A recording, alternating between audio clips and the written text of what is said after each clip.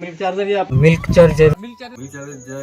Charger आपल्या गोठ्यावर ज्या गायी समस्याग्रस्त आहेत अशा गायींना 1 ते 1.5 महिना कंटिन्यू जर मिल्क चार्जरचा वापर केला, तो अनुभव जर आपण स्वतः घेतला तर आपण स्वतःहूनच हे मिल्क चार्जर प्रत्येक गायीला खाऊ घालाल, कारण त्याचे फायदे अनेक आहे.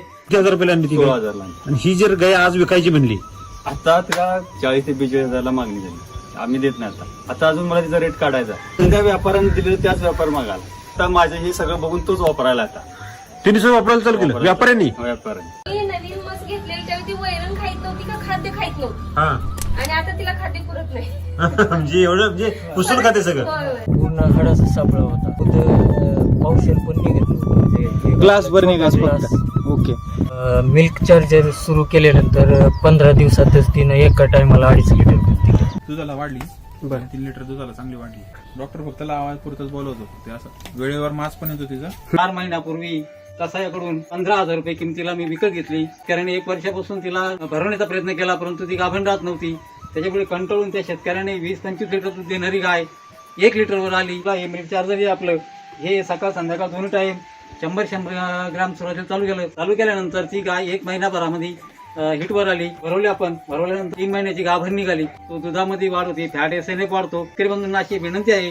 हे लंपी झालेली आणलेली अहो लोक तर लंपी झालेल्या गायला हात सुद्धा लावत नाही. या प्रोडक्टच्या जीवावर आणले. मी कधीपासून वापरलं. ही गाय आणल्यानंतर कंपनीला फोन करूनच गाय आणल्यानंतर कंपनीला फोन करून मग गाय खरेदी केली.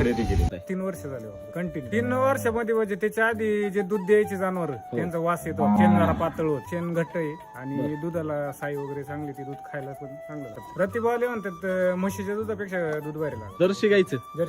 मिल्क चार्जर सगळ्यात मेन फरक हात दिसला शेणखत कुजण्याचा. ते बाकीचं माझं कुजतच नाही. डॉक्टर कधी येतच नाही, जनावर आजारीच कधी पडत नाही. फॅट चांगला आहे, एसएनएफ चांगला आहे आणि दुधाचं जे स्टेबल एकसारखं दूध कंटिन्यू देते. कधी बंद खंड नाही किंवा काय नाही. शेण 1 नंबर शेण मिळेल का. आपण आता शेण जर समजा असं कुठंतरी ठेवलं जागेवरच कुजून जातं. 1 महिन्याच्या आत ऑर्डर झाली त्याची. 1 महिन्यातच कॅरेट मध्ये ठेवलं होतं. जमिनीला पण नाही, जमिनीतले जीवाणू वर येतात ना. तर मी ओपन नॅचरल एन्व्हायरमेंट वर ठेवलं होतं तरी त्याची पावडर झाली होती. आणि रेग्युलर ठेवायला पाहिजे. म्हणजे ही समस्याच कधी येणार नाही. बंद आहे म्हणूनच त्यांनी विकलं होतं आपल्याला. विकत आणताना पाणी येत होतं 3ऱ्या थानातून आणि मग गाभ होती ती. त्यामुळे आम्ही तिला चालू केलं आणि जशी ती यायला लागली आम्ही थान पिळाल्यानंतर त्यातनं दूध आलं. इतकं मला आनंद वाटला की बाबा दूध यायला लागले. 10-15 वेळा हिला भरवली. 10-15 वेळा.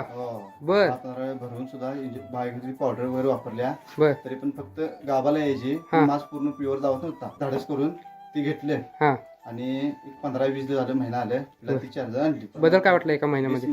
लगेच 15 दिवसात ती गावाला व्यवस्थित क्लिअर आली. फक्त 15 दिवसात. 15 दिवसात जी मस्त मना 2 वर्ष झालं दमत होती ती आता फक्त एका महिन्यामध्ये एका महिन्यात हिटवर बी आली आणि भरली बी आता. तिची फॅट पण लागत नव्हती. फॅट तिचे 5 ते 5.5 ची फॅट जेमतेम लागायची. दूध का 2-3 लिटर दूध द्यायची फक्त. जेव्हा तुम्ही मिल्क चार्जर चालू केलं तर दुधामध्ये आणि फॅट मध्ये तुम्हाला काय बदल जाणवला? 10 ते 11 लिटर दूध झालं पण फॅट सुद्धा आमची 8.5-9 ची फॅट लागायला लागली. डेअरीत पण म्हणतात तुमची इतके दिवस जनावर येऊन झाले तरी पण तुमचं दूध असं काय आहे, म्हणजे घट्ट किंवा म्हणजे जादा देणं असं काय, म्हणजे दूध आहे तसं आहे, त्यांचं कमजोर नाही किंवा म्हणजे कमी जास्त होत नाही. कमी जास्त म्हणजे गाभण गेल्यानंतर तसं शेवटच्या टप्प्यात तसं दूध कमी यायला पाहिजे, तसं कमी येत नाही.